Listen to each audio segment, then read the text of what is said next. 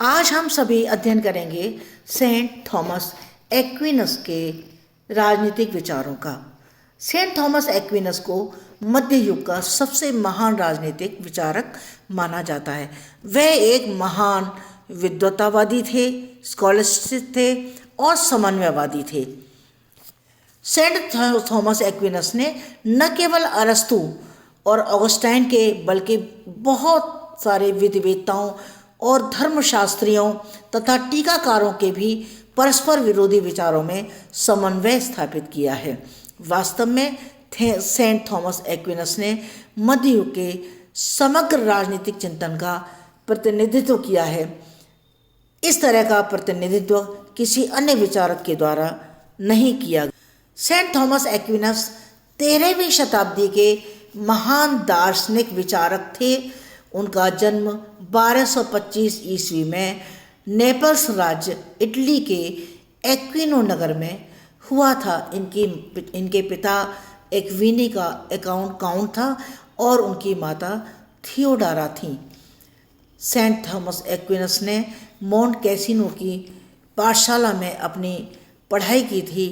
जन्म से ही बहुत अधिक प्रतिभाशाली थे, इसलिए इनके माता पिता इनको एक उच्चाधिकारी। थॉमस एक्विनस की कुछ महत्वपूर्ण रचनाएं हैं जो उनके राजनीतिक दर्शन का प्रतिबिंब हैं, जैसे द रेज़माइन प्रिंसिपम। दूसरी है कमेंट्री ऑन एरिस्टोटल्स पॉलिटिक्स। इन रचनाओं में थॉमस एक्विनस ने राज्य और चर्च के संबंधों के साथ साथ उनकी समस्याओं पर भी अपने विचार अभिव्यक्त किए हैं। एक्विनस की ये रचनाएं राज्य और चर्च के संबंधों का सार मानी जाती हैं। ये रचनाएं राज्य और चर्च के संबंधों पर विशेषज्ञ तौर पर मानी जाती हैं। सुम्मा थियोलॉजिका भी एक्विनस का एक महानतम ग्रंथ है, जिसमें प्लेटो तथा अरस्तु के दर्शन शास्त्र का रोमन कानून और ईसाई धर्म दर्शन के साथ समन्वय स्थापित किया गया है। और इस ग्रंथ में एक्विनस ने कानून की संकुचित रूप से व्याख्या और विश्लेषण किया है। Rule of princes, Summa Contra Gentiles to the king of Cyprus on kingship, ये भी कुछ अन्य एक्विनस की रचनाएं हैं। ऑन किंगशिप में एक्विनस ने राजतंत्र और नागरिक शासन पर चर्चा की है। इनकी सभी रचनाएं एक्विनस के महान विद्वतावादी होने का दावा पुष्ट करती हैं। इसके बाद में हम अध्ययन करते हैं एक्विनस की अध्ययन पद्धति, method of study, scholasticism. Saint Thomas Aquinas का युग बौद्धिक और धार्मिक दृष्टि से एक असाधारण युग था। यह युग पूर्ण संश्लेषण का युग था, जिसमें समन्वयवादी दृष्टिकोण पर जोर दिया जा रहा था। यह विद्वतावाद का युग था, जिसमें जीवन दर्शन की नैतिक, सामाजिक, राजनीतिक और आर्थिक समस्याओं का सुंदर समावेश देखने को मिलता है। विद्वतावाद के दो प्रमुख लक्षण थे, युक्ति और विश्वास। इस युग में चर्च के सर्वोच्चता सिद्धांत की तार्किक व्याख्या करके यह स्पष्ट किया गया कि चर्च सिद्धांत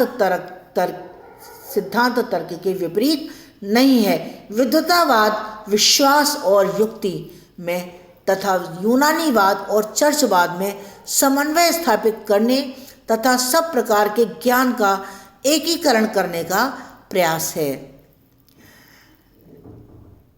इसकी पहली मंजिल विज्ञान, दूसरी मंजिल दर्शन शास्त्र का प्रतीक है।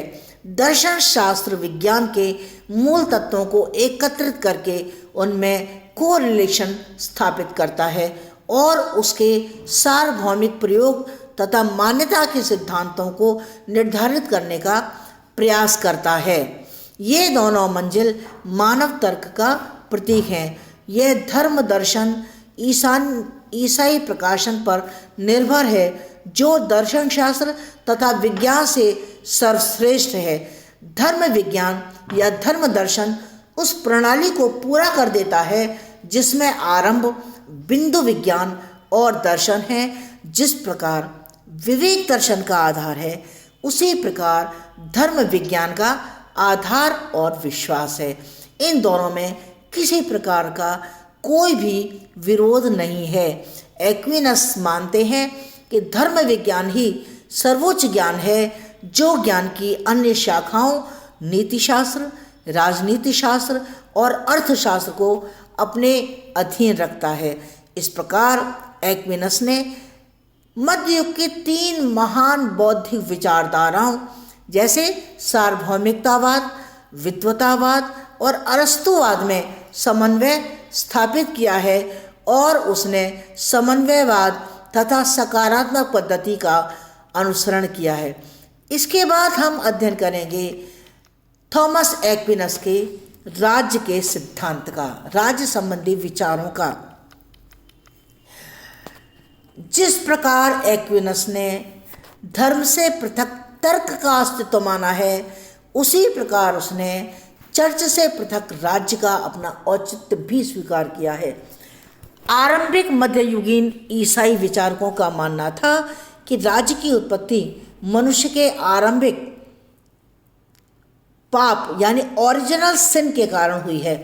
एक्विनस ने मध्ययुगीन तथा उससे पहले से प्रचलित राज्य उत्पत्ति के सभी सिद्धांतों को नकारते हुए अपने प्रसिद्ध ग्रंथ सुम्मा थियोलॉजिका में राज्य संबंधी विचारों को प्रस्तुत किया है और उसने राज्य की उत्पत्ति की पापमयी धारणा को सरेआम अस्वीकार कर दिया है, सरेआम निरस्त कर दिया है। वह अरस्तु तथा प्लेटो जैसे यूनानी दार्शनिकों की तरह यह मानता है कि मनुष्य राजनीतिक तथा सामाजिक प्राणी है और राज्य की आवश्यकता केवल इसलिए नहीं है कि वह मनुष्य की बुराइयों को रोकता है, बल्कि इसलिए भी है कि राज्य के बिना व्यक्ति अपना संपूर्ण विकास नहीं कर सकता।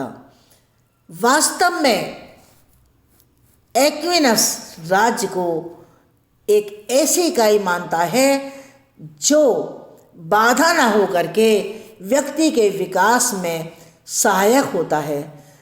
समाज प्राकृतिक है और राज्य भी प्राकृतिक है। इसलिए एक्विनस ने राज्य की उत्पत्ति के बारे में एक विशिष्ट मध्ययुगीन धारणा को नहीं अपनाकर राज्य की उत्पत्ति के ऑगस्टाइन के सिद्धांत को अरस्तु के तर्क के अनुसार संशोधित करने का प्रयास किया और उसने स्पष्ट किया कि निर्दोषता की अवस्था स्टेट ऑफ इनोसेंस में पापमयी जीवन से पहले भी राज्य किसी न किसी रूप में अवश्य ही विद्यमान था। उसने ऑगस्टाइन तथा अन्य ईसाई विचारकों की इस धारणा को स्वीकार किया कि निर्दोषता की अवस्था में राज्य नाम की कोई वस्तु नहीं थी।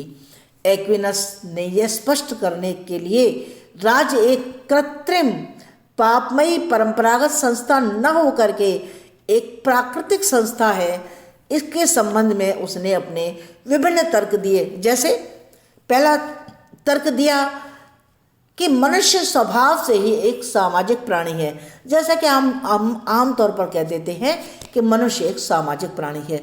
इसी तरह से एक्विनस ने भी अरस्तु के इस तर्क को स्वीकार किया और कहा कि वास्तव में मनुष्य समाज के बिना नहीं रह सकता,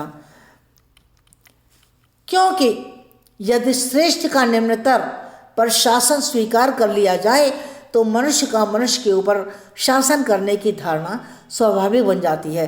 इसलिए राज्य मनुष्य के लिए प्राकृतिक है, आवश्यक है। दूसरा तर्क दिया कि यदि अधिक सद्गुणी श्रेष्ठ प्रज्ञावान व्यक्तियों को निम्न पर शासन प्रकृति के अनुकूल है तो राज्य एक प्राकृतिक संस्था है। यह प्राकृतिक होने के साथ साथ निम्न लोगों के लिए, जनता के लिए लाभदायक भी है। इससे उनको अपने व्यक्तित्व का विकास करने का अवसर प्राप्त होगा। यानी उस राज्य जैसी संस्था में रहकर ही मनुष्य अपने व्यक्तित्व का विकास करने का अवसर प्राप्त कर सकेगा। और तीसरा उन्होंने तर्क दिया कि व्यक्ति अपनी आवश्यकताओं की पूर्ति के लिए दूसरों पर आश्रित होता है। इससे अच्छे जीवन के लिए सेवाओं का स्वाभाविक आदान प्रदान होता रहता है। इसलिए समाज और राज्य मानव प्रकृति की पूर्ति पर आधारित हैं। सामाजिक हित में योगदान देने में ही व्यक्ति की सार्थकता है। एक्विनस का कहना है कि समुदाय को जीवन यापन की वस्तुओं के बारे में आत्मनिर्भर बनाना भी शासन का प्रमुख कर्तव्य है। इसके लिए जो भोज्य पदार्थों की पर्याप्त आपूर्ति की व्यवस्था करनी चाहिए, उसे शिक्षालयों, चर्च, बाजारों का अच्छा प्रबंध करना चाहिए।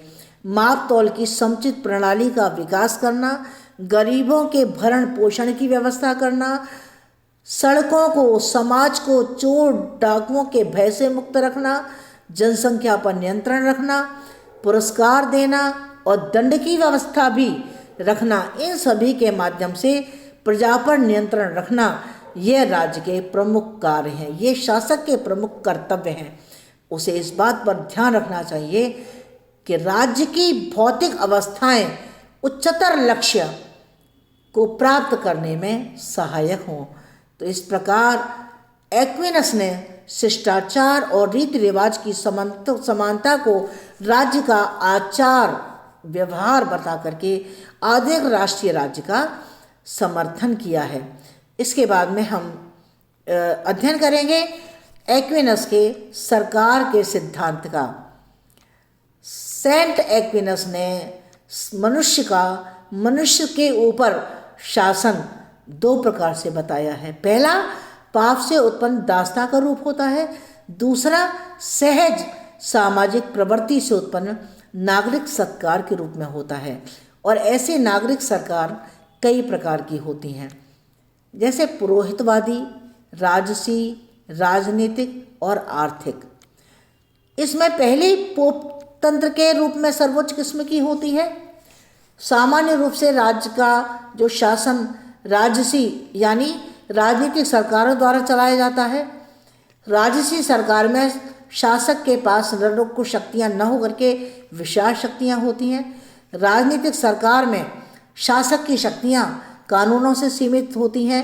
एक्विनस का कहना है कि सरकारों का अच्छा या बुरा होना सभी की भलाई के मापदंड पर ही निर्भर करता है।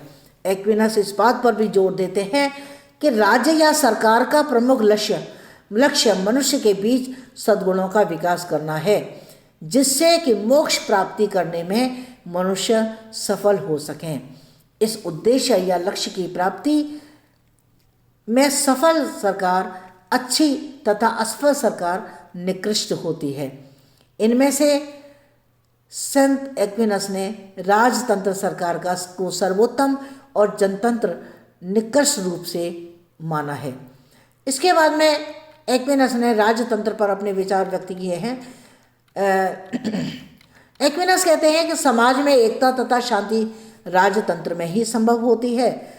अव्यवस्था तथा अराजकता की समाप्ति राजतंत्र में ही संभव है। जिस तरह ईश्वर एक है, उसका पूरा ब्रह्मांड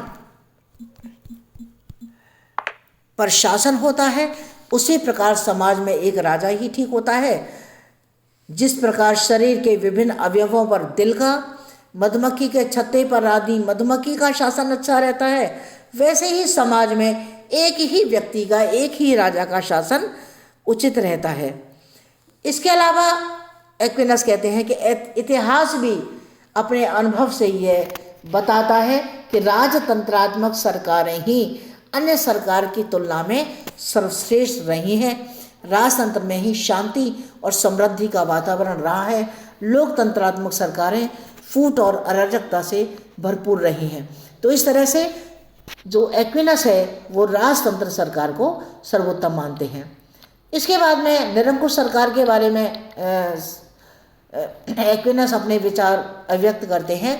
एक्विनस कहते हैं कि राजतंत्र पथभ्रष्ट होकर के अत्याचारी शासन में बदल सकता है। यही राजतंत्र का सबसे बड़ा दोष है। यह सरकार की सबसे बुरी किस्म है। और वो ये कहता है कि राजतंत्र को निरंकुश बनने से रोकने के लिए राजतंत्र को लचीला बनाना आवश्यक होता है, जिससे कि लोगों के द्वारा उसके अन्याय को दूर किया जाए, राजतंत्र को तानाशाही में परिवर्तित होने से रोका जा सके। लेकिन उसने ये नहीं बताया कि राजतंत्र में लचीलापन कैसे लाया जाए। एक्विनस अत्याचारी शासक के वध का तो विरोध करते हैं और वो ये भी कहते हैं कि निरंकुश तंत्र जनतंत्र में बदलने पर अधिक अत्याचारी शासन कायम हो सकता है। एक्विनस स्वयं राजतंत्र को निरंकुश नहीं बनाते, क्योंकि वो स्पष्ट करते हैं कि राजा को सदैव अपने उत्तरदायित्व का पालन करना चाहिए, क्योंकि राजा का प्रमुख उत्तरदायित्व ईश्वर के प्रति होता है। पोप ईश्वर का प्रतिनिधि होने के कारण उसको अपने अधीन रख सकता है, तो जनता को भी शांतिपूर्वक तरीके से उसे हटाने की शक्ति प्राप्त है। तो इस प्रकार एक्विनस राजतंत्र को सर्वोत्तम सरकार मानते हुए उसको बनाए रखने के पक्षधर हैं। इसके बाद में एक्विनस सरकार के कार्यों के बारे में बताते हैं और वो बताते हैं कि सरकार या राज्य के कुछ कार्य होते हैं, जैसे सरकार को राज्य में एकता को बढ़ावा देना चाहिए जिससे कि शांति कायम हो सके, फूट और दलबंदी को समाप्त करना चाहिए। सरकार का यह कर्तव्य है कि वह अपनी प्रजा पर नाजायज कर न लगाए और न ही जनता की संपत्ति का हरण करे। सरकार को मनुष्य की मूलभूत आवश्यकताओं की पूर्ति करते रहना चाहिए। बाहरी आक्रमणों से अपने राज्य की और अपने नागरिकों की रक्षा करनी चाहिए। शासक का कर्तव्य है कि वह गरीबों के भरण पोषण की व्यवस्था करे और सरकार का दायित्व है वह राज्य के लिए विशेष मुद्रा और नाप तोल की प्रणाली लागू करे।